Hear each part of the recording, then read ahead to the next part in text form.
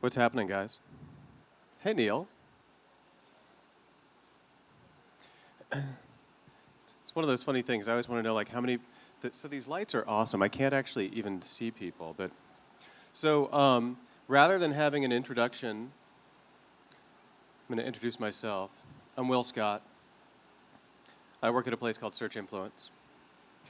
And today I'm going to talk about content marketing in the context of the 80s. And I'm sure you guys never even realized that content marketing was a thing in the 80s, right? So, there we go. That's me. Clearly, I need a new headshot.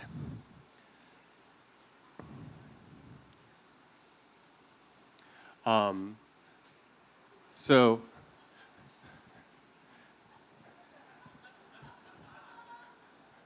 which of those guys was me? That's the real question, right? I'm actually not up here, but I totally went to school with that girl. She was, there were actually two of them. At the time, the pejorative with which we titled them was bowheads. I don't know if that was common parlance or not, but they did this thing where they would just like flip the hair on the sides of their head out, and I found it really interesting. So, this is one of my favorite quotes of all time. I think it's really applicable to any kind of marketing. For those of you that can't read it, it says, "The most important thing in business is sincerity. If you can fake that, you've got it made." Which brings us to another icon of the 80s. There will be a throwback at the end to some more recent political stuff. I hope that by my choice of imagery, it's completely impossible to tell on which side of the line I sit. So, people love content.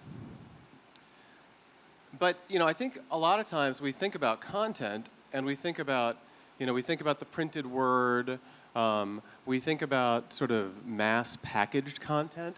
We don't necessarily think about what happens when we perform a search. One of the challenges, however, and I know that NOLA.com is a big sponsor of this thing, so I'm sorry, but newspapers. Can y'all see where newspapers are? Okay, so there's another stat that I saw recently that said that between Facebook and Google, they own, I think the stat, this is not on a slide, so you can't quote me, but I think it was something like more than 70% of online display is Facebook or Google.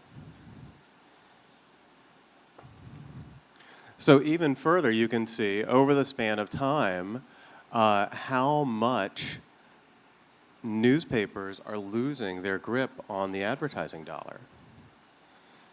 And I normally like to have a monitor out in front of me, which is why I have these papers here. So hopefully nobody thinks that I'm showing the fact that I am a child of the 80s. So a lot of this data is not going to be like world-changing for you, but 75% of Americans use search engines on a regular basis. 56% of Americans use search engines every day.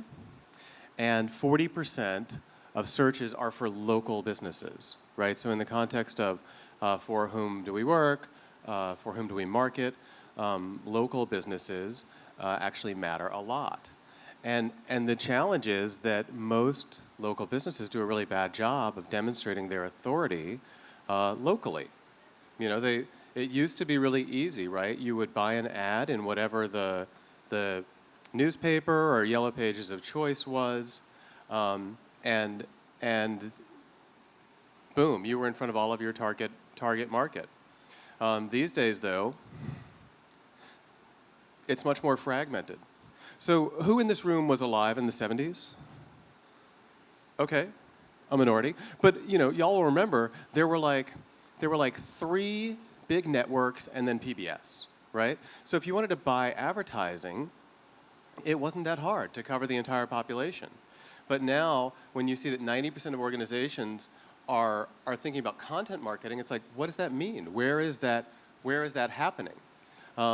Marketers believe overwhelmingly that custom content should be part of their focus, right? So what do you create? How do you know that you're making what people are going to want and that's going to have mass appeal?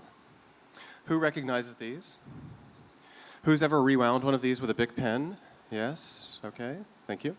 I was trying to describe this to my 14-year-old, and he looked at me like I was insane.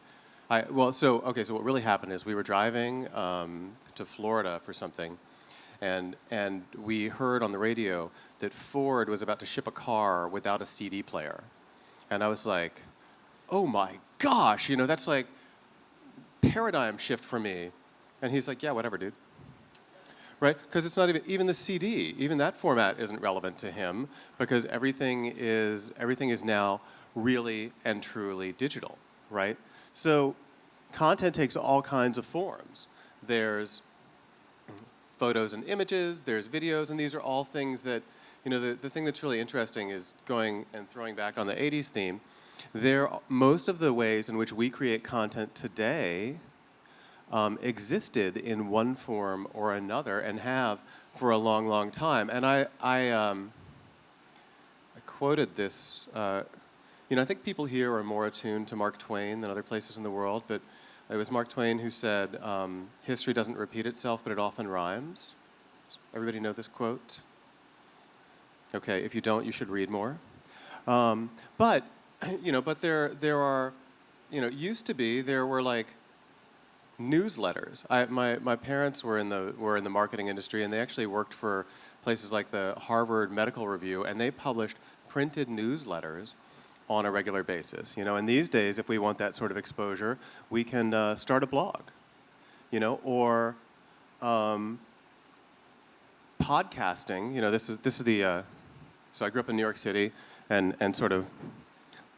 This was our idea of what portable music looked like in the 80s. My favorite was there was this guy sitting outside of Bronx Science High School with a spiky mohawk. I mean, like seriously, it's about this high, and a musical device that looked like this, playing Run DMC. And I thought he was the most sort of contrasting human being I'd ever met up to that point. But 82% of marketers who blog daily gain customers using their blog. Images, 50% of Facebook posts have images these days. So here's what happened, right? You know why this happened? It's because we as marketers figured out that Facebook was overweighting images, and therefore we started using images in everything. And then the rest of the human population said, if I want my stuff to be seen, it's going to have an image. There's a quote from LinkedIn that the image is the new headline. So when you think about the things that you engage with online, how many of them are visual in nature? We know that images, they help with decision making. They're more persuasive, right? I mean, another cliche, an image is worth 1,000 words, and they tend to, people are going to forget the stats and figures, but if you tell them a story, that's going to be memorable to them, and I think that the same is true of images. So, 37% of people say that an image grabs their attention, really any image, and they're going to give that business more consideration. And I think, I think that we're all basically crows, right? We're looking for the shiny spinning object. When I first started building websites, this was in the early days of animated GIFs. Note I said GIF, even though I'm convinced that it should be GIF, but, that's sort of like talking about religion. But think of the ways in which we can present information today. And again, going back to that idea that there's really nothing new, how many of y'all have ever seen a USA Today newspaper, right? So probably 2 out of 3 USA Todays have some sort of informational graphic in them. And the reason, and this is going back hundreds of years, the reason is that they then become the topic of water cooler conversation. And so where is today's water cooler? It's social, right? It's on social media. Um, a stat suggests that people who use infographics can grow their website traffic 12% faster than people who don't. And it's because they're inherently more shareable. And of course, as marketers, anytime something works, we're going to work it until it breaks. So we've seen 800% more infographics, over the span of a couple of years. So just remember that content, regardless of its form, has to be, fresh and unique and useful. Does anybody remember? There was a service that Google put out for a little while. It's called 1-800-GOOG-411. Does anybody remember this? Okay, so many of you may not recall that in order to find a phone number, you used to have to call a human being or an automated service, and they would then tell you the phone number or perhaps connect you. So in the early part of this century, Google launched a free service that was, because at the time we were paying 25 cents a lookup to our mobile carriers, and so they launched this free service called 1-800-GOOG-411, and it was revolutionary because it was free, and you could do directory lookups by voice. And what people don't realize is that what they were really doing is they were sampling human voice, right? So they were trying to acquire the largest sample of human voice. How many of you talk to your phones ever? Right, I do it all the time when I'm trying to be, responsible parent and not text and drive, So I'll talk to my phone, which is, I'm sure, far less distracting. But there was a recent Google update all about the use of natural language. And so if you're Bill and Ted, everybody recognize Bill and Ted? Is there anyone here who didn't recognize Bill and Ted and remember their excellent adventure? You all should look this up. It's a classic. It's right up there with Citizen Kane, if you're too young to have seen it sort of natively. But so if they were to call up and say, "Hey Google, where's the nearest pizza place?" Then what Goog 411 did was actually sample that, so that later on, when they decided that they wanted to make voice search a thing, and in fact, who saw the recent? This is just sort of along these lines. I'm sorry, I have 110 slides in what's supposed to be 60 minutes, and I'd love to leave a few minutes for questions at the end. So if you see me checking my watch, it's just because, I want you guys to get what you need. So who saw the recent thing that Google's little appliance, the Google Home, is now actually playing ads? Yeah. So soon enough, you're going to walk by the Nest in your house, and it's going to say, "Hey, dude, you need air filters, and if you go to your computer, you'll see that I've ordered them for you on Amazon." So when it comes to content, a lot of times less is more, but sometimes more is better. Longer content when you're creating it. Let me go back, because did y'all see the where that young lady actually had more? Yeah, so there was actually a girl that I went to high school with who had the whole Cyndi Lauper assortment of little gel bands. It's pretty awesome. They went about halfway up her arm. So the longer the content you create, the more you can focus in on stuff that people might actually be interested in. We did a test where we created 8 pages of longer content for a bail bonds company. And just by changing out that content, making it longer, they saw a 36% increase in traffic just from that one change. So that's pretty cool. And as important, and this is something that people aren't necessarily talking enough about yet, that change increased the time spent on site by individual visitors by over 1,000%. So I was out in Portland a couple of weeks ago at a conference that used to be called Search Fest, which I really liked, that they've renamed Engage because they wanted to sound like everybody else. Actually, I think they were thinking that search was passé, right? Search is dead, so they were going to be Engage before it was time. But fully, 20% of the presentations were about engagement. and how if you can get people to actually hang around and do stuff on your websites, that Google will reward you with better rankings and more traffic. So, I think we know people tend to be obsessive, right? Especially, and I find mobile phones so interesting, and I find the way that they're kind of omnipresent really interesting. Just the idea of somebody driving along, one hand on the wheel, one hand on the phone. Doesn't matter if they're doing anything, right? It's just it's there because it's part of their like me. There's nothing more local than my pocket, right? I mean, so as far as your ability to reach me when I'm feeling sad and lonely, I just reach in my pocket and grab my phone. But it used to be, and does anybody have a Rubik's Cube in their house? Okay, good. Again, more of you should. If you put down the phone and grab the Rubik's Cube, it'll be healthy. Quick quiz. How many times does the average person check their phone in a day? Go ahead and shout them out.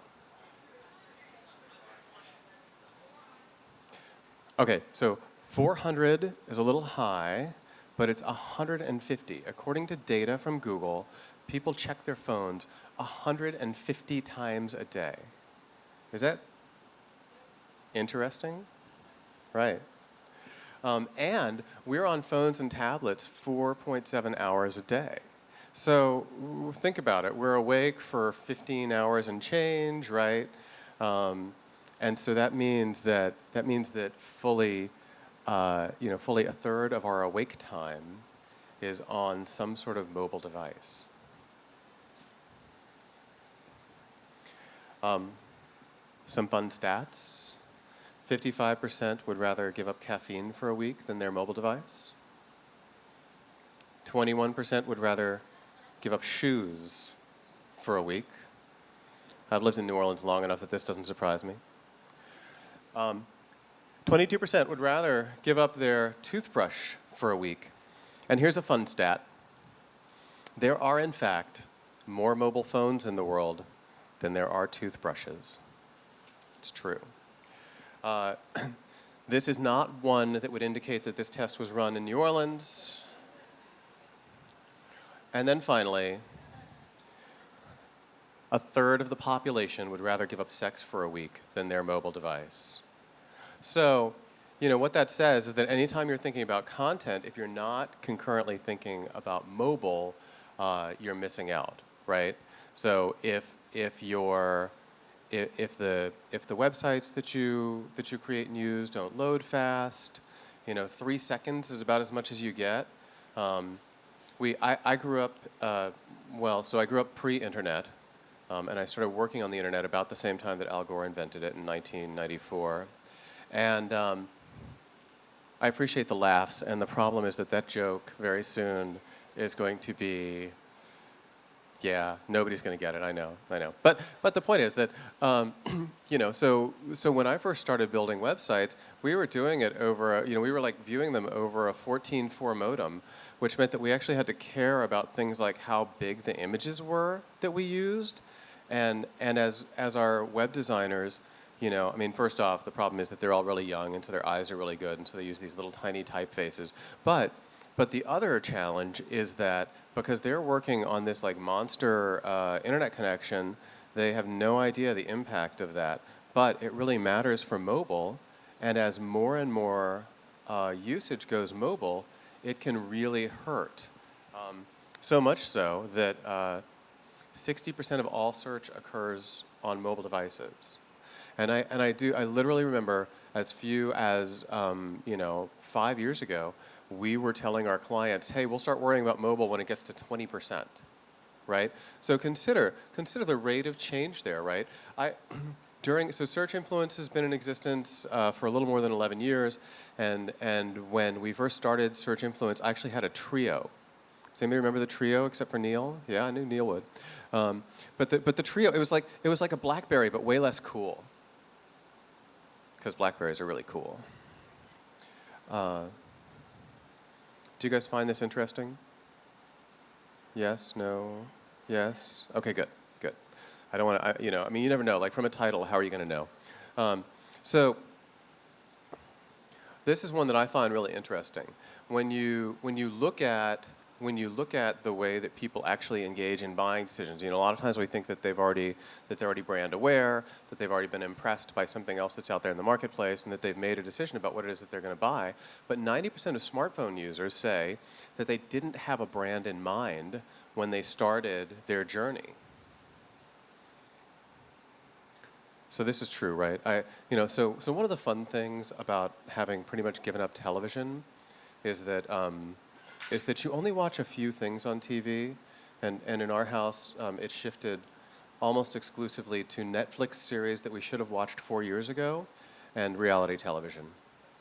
Not that there's anything wrong with that. So now, does anybody watch The Big Bang Theory?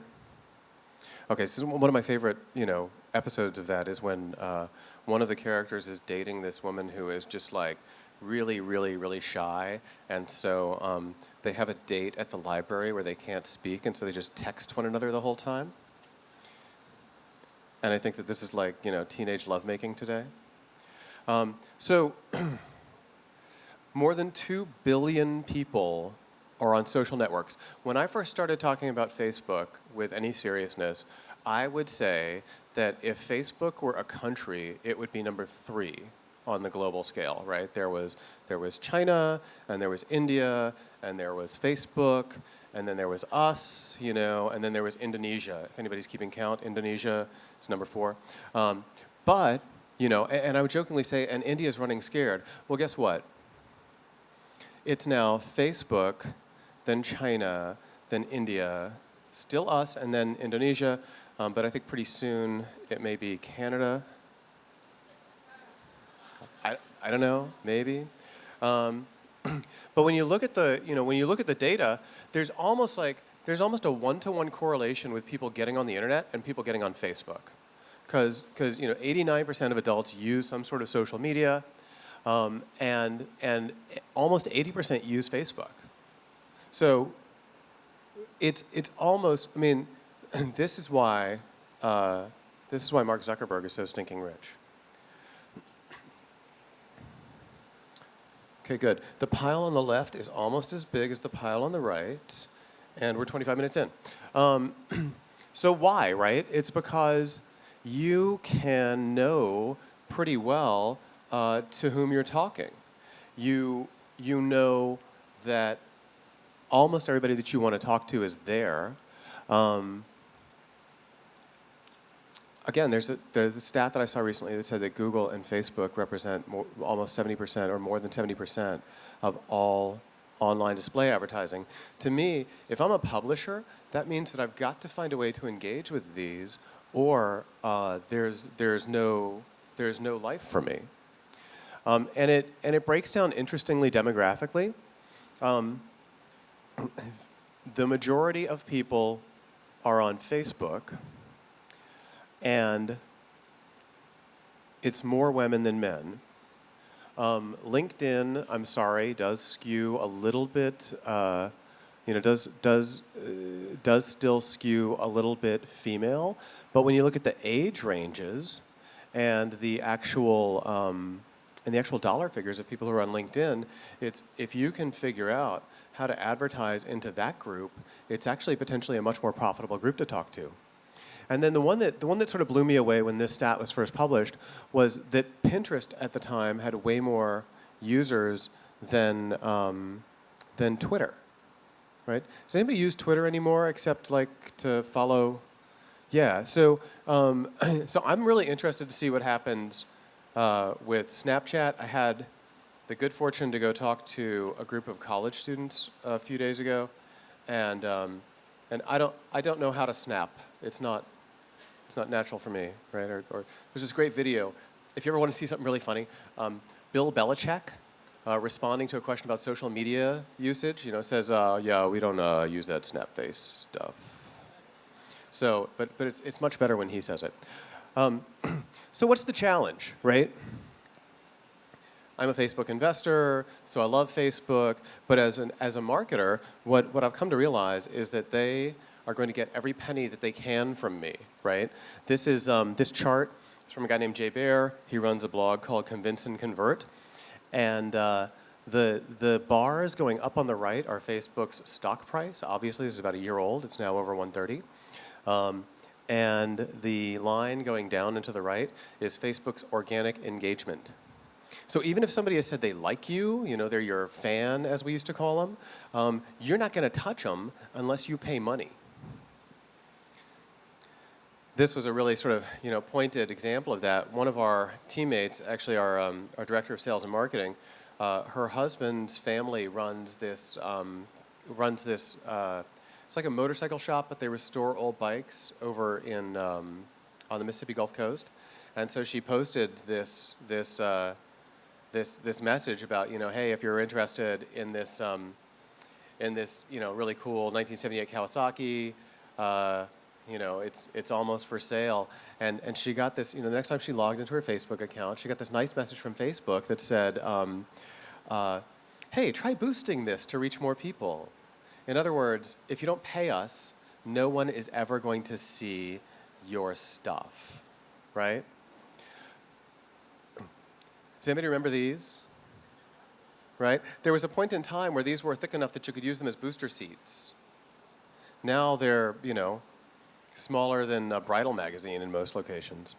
A friend of mine, he did this experiment where he brought phone books from 2012 through 2015 for his local community. 2012 was like this. 2015 was like that. So imagine that, right? There's this whole industry around this idea of listings and ads that predated the internet. So it's still true.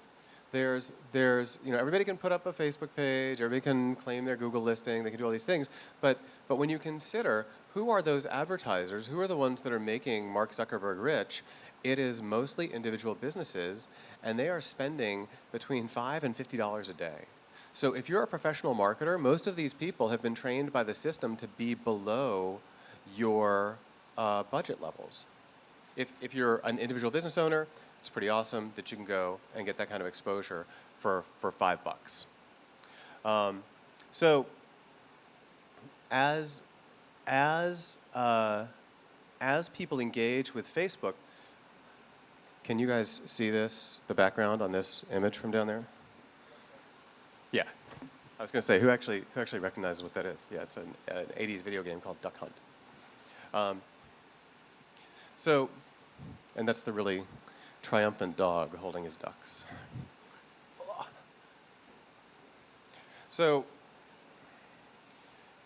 you can get really, really close to the people that you would like to buy your stuff on Facebook. And about a year ago, they launched this thing called local awareness ads, which basically you can drop a pin anywhere and advertise around that. You can even drop a pin on a competitor's location and advertise around that. So if you're a Toyota dealer, you can drop a pin on the Nissan service location, right? And advertise the reliability of your vehicles. And the data is pretty scary. I used to tell people, everybody's worried about how much Facebook knows about me, and as a marketer, I freaking love it. They know when your home was built. They know if you're parents. They know if your anniversary is within 30 days, right? So they can start showing you, flowers and whatever. They know if you're away from your hometown, so if you're traveling, right? Which is really good if you're doing anything. Does anybody work in tourism or tourism marketing? Okay, so this is really useful for tourism marketing because you can advertise to people who are in New Orleans and who are away from their home.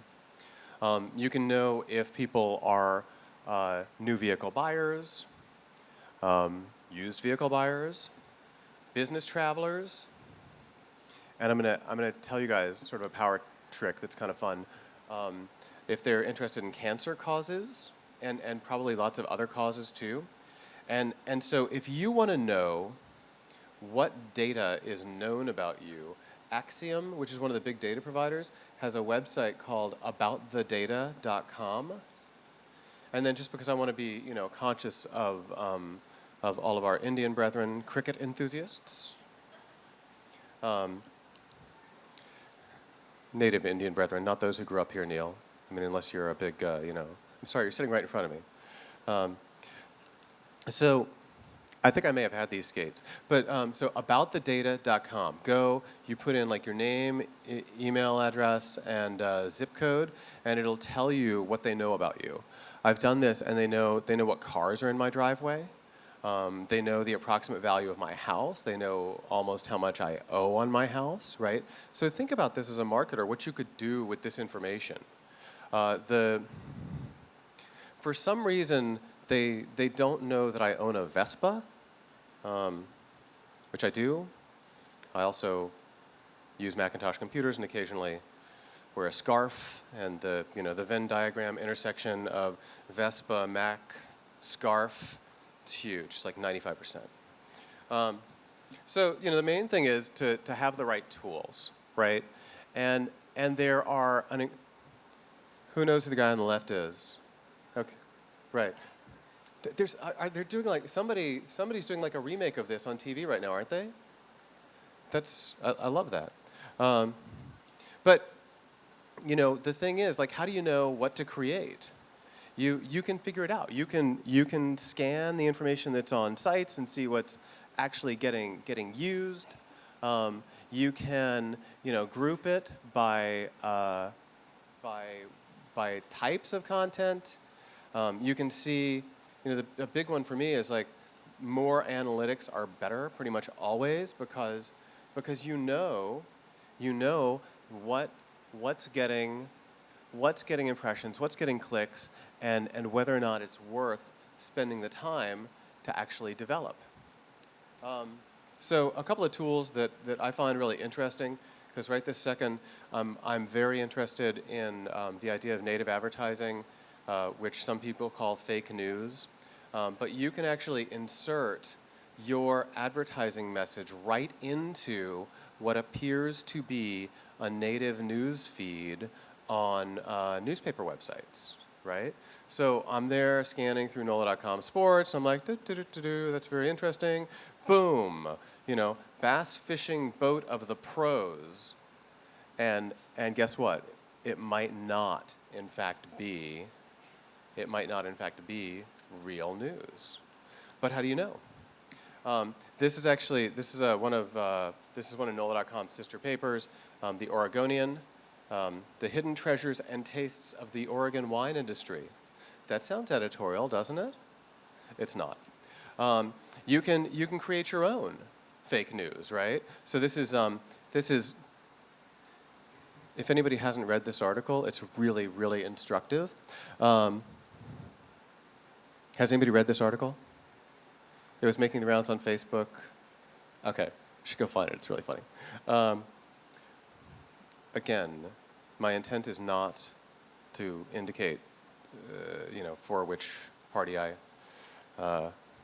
give my support. But so this site, Extra Newsfeed, that looks like a real news site, right? It's actually a blog built on top of Medium. Does everybody know what Medium is? Medium is corruptible media. It's a place where you can go and you can launch your own stuff and you can make it look like it's real news. This is a site called Storify. Does anybody know Storify? You can create like lists of stuff from other social sites that then have an editorial look. You can, if you look at all the examples that we've seen recently, who remembers the whole Pepsi kerfuffle of the recent past, And this is, so this is the whole thing about social, is that all you got to do is say one thing that could be copied and pasted with a different inference, and you're screwed. It's one of my favorite images from the recent campaign. There's nothing incendiary about that, right? So, okay, going back to what we know about how to target, right? If I know everything about you, I know how much money you make, I know what church you go to, all of those things, and I show you that image, or this one, which I really love. Though I am a big fan of Pope Francis, I'm not currently a Catholic, nor have I ever been one, but as popes go, he's pretty all right. Another great Hillary image, nothing like a little Arabic behind your head to really move the crowd. Or or this one, Mike Pence, and then my personal favorite of the entire campaign, RuPaul asserts that he was touched inappropriately by Donald Trump in the 90s, I believe. So, and this is a bit of irony. If you can't read the headline, this is the Oregonian. Remember I showed you the Oregonian and their, something, something wine country, blah, blah, blah, right? This is them posting on their social feed an article from the Wall Street Journal that says 82% of middle schoolers couldn't distinguish between an ad labeled sponsored content and a real news story on a website. Does anybody else see the irony in that? That it's being posted by the Oregonian? Yeah. So, back to America. I have a hard time pronouncing that correctly. I know who you are. I know what you think. I know what you've given money to. I know what cars are in your driveway. I know how to make you do what I want you to do. And then my favorite on this front is this one. And this is from a company called Sortable, who's trying to hire developers. Are you thinking of moving to Canada? Sortable is looking for talented developers to join our growing team. So,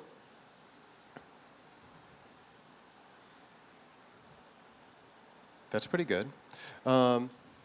So the big takeaways are people love content. More is better. People are still going to obsess. People love to gossip.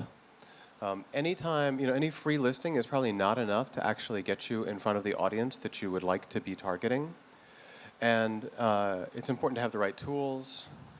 And then just remember, content is king. Interestingly, in '96, I know this wasn't the 80s, but I still find it pretty interesting, Bill Gates actually penned an article about how in the future, the majority of revenues on the internet would come from content.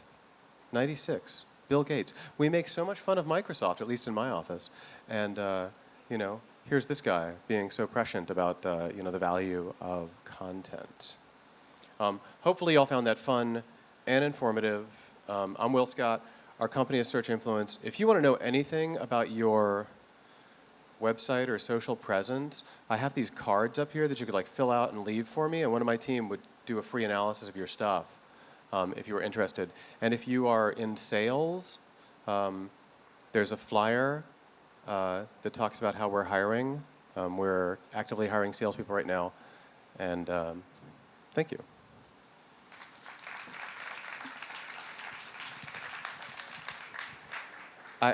Notwithstanding my 105 slides, I only took 40 minutes, so I'm happy to answer most questions.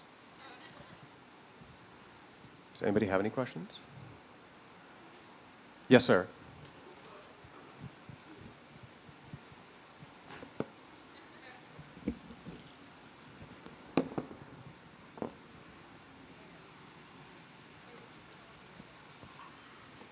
All right, thank you.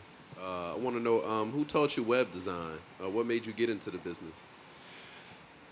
So, thank you. That's actually a really, really interesting question that'll probably be too long a story for most people to sit through it, but I'll give it to you anyway. So I started school in the 80s. I started college in the 80s, and I took a few years off. And so I had the really good fortune to come back from my adventure running around the hills of Southern California blowing things up to land back in the Tulane School of Architecture in 1994, right as the web was blowing up. One of my faculty members was really interested in it, and I became really interested in it, and the only person who could teach me how to write HTML was this guy named Jed Deem, who at the time was the dean of the School of Computer Science. So I learned how to write HTML in a little terminal window, sitting at the etagere of this guy who was the dean of the School of Computer Science. And and from that point forward, it was all about finding stuff that I thought was interesting on the internet, flipping around, viewing the source, and figuring out how they did it. And that was 94. I mean, so there was the only way you were going to learn was if you had the good luck to know somebody like Jet Dean. Thanks for the question, though. It's great. Would you pass the mic forward? Hey, well, are you seeing more B2B advertising for higher ticket items on social networks on the Facebook side as opposed to LinkedIn, which I imagine you see a lot of? Is it growing on Facebook? It is growing on Facebook, and it's also super strong on LinkedIn. So each of those platforms has the ability to target by location and business title. So like I know you're in purchasing, I know you're a CEO, I know so I know a lot of stuff about you, and as they what's really interesting is that the ads that you see in the right rail are almost completely ineffective, and now it's all about creating content that you can then post and promote. And it's that promoted content that we as business people have a higher likelihood of engaging with, especially if it says, learn 5 new techniques for ABC, or, stop wasting money on blah, blah, blah. And there's a whole science behind this of kind of creating the interest and then driving to a content object that's a great lead gen mechanism for B2B. So yeah, I think we're going to continue to see more and more of that. And this is one of the interesting things about my conversation with these kids at Tulane last week was the idea that they're seeing ads in every network, right? And they said, they said, we're kind of moving from Snapchat back to Instagram stories because there's less advertising there. And then the very next day I saw a headline about how Instagram was starting to sell ads on Instagram stories, and I'm like, suckers. Got you. Yes, sir. Hey, Will. I'm Jeff Funk, creative director with WGNO TV. By the way, my mullet was on that slide. Oh, dude, nice. Yeah, very nice. The percentage about the blogging, is that blogging supporting a product or just blogging as a whole? It's blogging as a whole. It's to be perfectly honest, it's kind of a self-serving stat because it's from HubSpot, and blogging is sort of central to their thing. But there are a lot of reasons why blogging has value. The two biggest are that you can answer more customer questions, right? So if you have a customer service team or you have a sales team that's actively engaging with customers, you can go to them and you can say, what questions are you getting more frequently? And then you can create, quick, short form kind of content answers to that. In your case, with like your, with the industry folks that y'all highlight on the website and that have, digital and TV campaigns, getting them to answer those questions, particularly given the overall authority of your website, could have that same effect. But the second reason that's really critical is that Google has to prioritize how they use their computing cycles, right? Like where they go and look for content. And so they're more likely to go back to a website that actually has fresh content, which is where posting on a regular basis, which is really enabled by a blog, definitely helps. Thank you. Thank you. There was somebody who had a hand up over here. My pleasure. I'm John, and with Words by Sorensen, we're freelance writers. And I just had a question about the bail bonds example. Are you here locally? We're from Chicago. We're considering moving here, so we're kind of bouncing back and forth. But Yeah, no, you definitely should. I've been to Chicago in the wintertime, and I don't know why you're still there. it's dreadful. Yeah. I'm excited for the summer, but yeah. But my question regarding that bail bonds example, where you said they increased the length of their posts and saw a 30% or 36% increase in sales, I think it was. 36% engagement? increase in traffic, more than 1,000% time on site. Okay. Can you elaborate on what the length of the posts were before and maybe what the ideal length is to see that increase in engagement? So this is I can answer that question explicitly and then give a little bit more of a nuanced answer. They were sort of standard web copy, 250, 300 words, and it was expanded to over 1,000 words. The thing that one has to think about is to study the websites that are authoritative in any given field, right? So if I do a search for, Neil asked about B2B, so if I do a search for industrial ball bearings, and I find that all of the websites that are ranking well for industrial ball bearings have content that's in excess of 2,500 words a page, that should be an indication to me as to what I have to create. So I think it's going to vary by industry, but in this case, it was 4 or 5 times the length. And we've found, we work with a decent number of sort of medical practices, and we found that in those cases, once you get out past 1,000 words, it's pretty awesome. You're welcome. All right, so I'm the other half of Words by Sorensen. I Yeah. have another question. John, what's your last name? Oh, yeah. How about that? So when it comes to long-form content, my assumption was that we were building trust and loyalty by educating potential customers. When you look at the Facebook conversion rates, they tend to be relatively low, around like 1%. I've seen for some small business owners that they can be as low as 0.5%. Right. So in that case, when you're using social media, is it mostly for lead generation or just to get the educational content in front of them as opposed to a conversion? It is. I think it's for both, and I think that let's go back in time, right, and remember sort of one of the dominant marketing mechanisms of the 60s and 70s was direct mail, where if you got a 1 or 2% response rate, you were stoked, right? And so I think that it's not so much about the conversion rate as it is your cost per acquisition, and I've had this conversation with. This is going to get a little geeky for anybody who's not familiar with ad tech. But I've had this conversation with my paid search team for a long time, which is that I don't care about cost per click. I don't care about click-through rate, right? In other words, I don't care how many people click my ad. I can serve 10,000 impressions for 1 click. What I care about is 2 things. Audience, or in the context of Google Ads, impression share. In other words, for all of those people that I might be reaching, how many am I reaching? And then what's my cost per acquisition?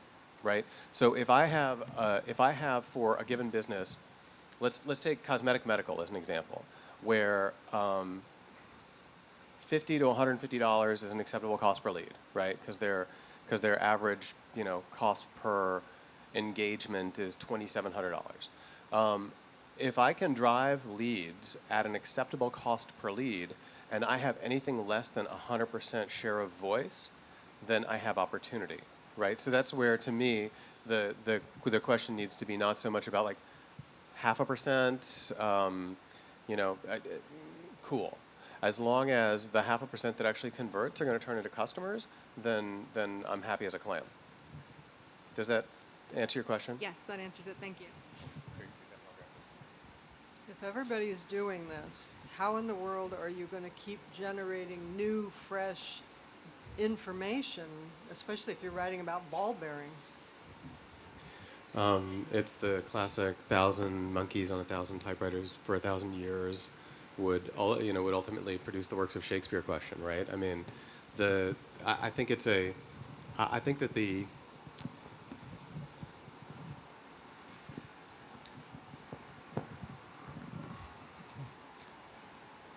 think we are far from out of content to write, right? And beyond that, and beyond that, I think that we are far from out of media with which to talk about the stuff we do, right? So there's the written word, and then there's video, and then there's audio, and then there's interactive slideshows. I mean, I think there's a lot of ways. There's a lot of ways to create content that can engage, that can help to ultimately sell a product or service or idea. So I mean, I'm not even 50 yet, right? And so I imagine that I'll want to have a little bit longer career, and some of my teammates are in the room are not even 30 yet, and so I think that there's a lot of runway on content creation.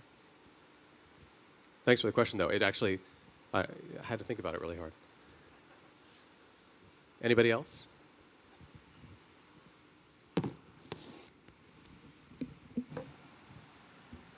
Hey, I'm an established photographer around here. I use Facebook really effectively. I've never paid them a dime, but pretty much every day that I look at it, I think about starting the sponsored campaigns. A couple of things. One, heard that I've read a couple of places, and I wanted to get your input on this, that the second you pay them a nickel or a dime, they will then actively, so say your average reach was, 1,000, and then you do one campaign for a week. You go back to unpaid. It's going to then penalize you if it knows that you're at that point willing to pay. It will then penalize you. I have never tested that theory, so my answer is going to be based on opinion only. Okay. I think whoever wrote those articles was wearing a tinfoil hat. Okay. I think it's crazy talk. I think that if you've got real engagement, and we've seen this actually with, so we work for a medical institution that focuses on breast cancer and breast cancer reconstruction, and so if you've ever known anybody who has had breast cancer, you know that there is a community around that that is just incredibly engaged, and when we need a response, we pay, and we see what's. I wish that I had one of these slides. This is in some of my other presentations, but basically what you see is that you still get, if you have a real engaged community, you still get great engagement, and when you pay a little bit, it just goes way off the chart, to the point that what we often see is there used to be three metrics. There was organic, viral, right? Right. Viral being, I don't know if this is still the case, viral being shares and engagement based on the sort of initial behavior, and then there's paid. And what we saw almost universally was that if we paid for it, viral got a huge lift, because you get the viral for free when you pay for exposure. So Makes sense. so really what it's about, in my opinion, is if you've got an engaged user base, they're going to persist, and what you're doing by paying for it is, and you have to be conscious of targeting really well, right? Right. If you target users who are naturally inclined to reshare your stuff, you can in fact see a lift on viral, Okay. and not see a negative impact on the rest of your Interesting. stuff. Okay. That's my experience with that case, but again, they have a really engaged user base. And the last part would be, and this is just kind of a psychological aspect of it for me, I know when I'm scrolling through my news feed, if it says sponsored, I guess I don't give it the same clout or weight in my mind that everything else does. I have more of a tendency to overlook it. And that was just knowing my own propensities, that's something that's worried me as far as, launching a paid campaign. The vast majority of people are not running their own business, and they Right. therefore don't think about Okay. advertising as a consumer. So, Right. yeah, so I'm trying to, that's what I told him, is I'm possibly coming at it from a different standpoint Yeah. than the people I'm trying to reach. Yeah, I think that's true. I mean, and I go back to the stat quoted by purveyor of native advertising, the Oregonian, originally reported in the Wall Street Journal. 82% of middle schoolers can't tell the difference, right? And they're going to ultimately, they're going to grow up, they're going to be college students, brides, etc. Hello. Hi. I know it was. I'm Mimi. I'm a local hairstylist here, and I kind of wanted to talk to him about the sponsored posts. I do sponsor posts on Facebook and Instagram.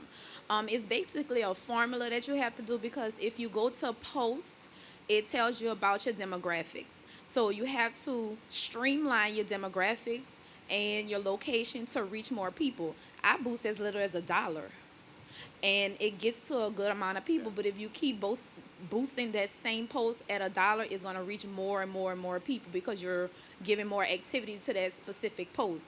And then people interacting with it is based on what you post. People are prone to color, stuff that's more visual and active. So if they see something like that, like I do natural hair, so I attract a lot of people that have from fro to flat hair. So by me posting something like that, it gives them, if they see it sponsored, I mean, they're going to click on it anyway, but I want them to click it to go to my like page. So once they become your friend on your like page, whenever you post on your business page, they're going to see it all the time. And you can, one of the things that we love to do is we love to use Facebook to attract somebody the first time, and then bring them to a website where we can cookie them, right? And then you can advertise to them both with Facebook retargeting and third-party retargeting ads, right? So if you have a relationship with an ad roll or Google or any one of those, you can then if you can acquire them through Facebook, you've got all that great rich demographic data, and then you can follow them around the internet, and they get to see your ads over and over and over again. My question is about, could you speak briefly about the difference between long content and how that relates to your ranking of your website versus video content? Video content is great. People engage with video content a lot. Google is not yet really good at lip reading, right? So what we tend to do with video content is transcribe it. So we'll take those, and there are transcription services that will transcribe stuff for 3 cents a word, right? And so the single best use case for video, in my opinion, is to have it transcribed and then to post it on your website along with the transcription. YouTube, for instance, has a transcription feature, so you can load that transcription data into the actual information along with the video on YouTube. So you've got this rich kind of meta information about the video, and so that's when it becomes searchable. That's when it becomes really, really usable. So the sound, which makes a lot of sense to us, Google's going to get there one day, right? I mean, this is the whole Goog 411 example, is they're trying to understand what voices mean when they say stuff, particularly colloquially. But it's when you have a professional transcription service transcribe that stuff, turn it into actual machine-readable text, that it becomes really, really valuable. Great tip, thanks. You're welcome. Would you mind passing it back to her, please? I think this is the last one because it's like 1:58, and we're supposed to wrap at 2. Yes, ma'am. Hi, my name's Kate Parker. Hi, Kate. Hi. My question was, if you are working for a company that typically serves an older audience, do you have any tips for how to cater content, especially on social media, Facebook, Instagram, to them? Because I feel like it's easy to do for like kids my age, but... So there was a point in time a couple of years ago when the fastest growing demographic by percentage, okay, so that means of what's there to what's coming, the fastest growing demographic on Facebook was 55 plus. Mm-hmm. And so what I know as a parent is that a lot of my friends have said, Mom, I'm not going to print pictures and send them to you. I'm not going to email them to you. If you're not my friend on Facebook, you're never going to see your grandchildren again, right? So it's kind of like grandparent hostage, and so they're there, and the great thing is that you can know through the data the age, if you know the demographic that you're targeting. I mean, really, wouldn't you rather meet your customer in social media where you can start to have a conversation with them and nurture them prior to making the ask for them to buy something? Mm-hmm. And they're there. You know how much money they make.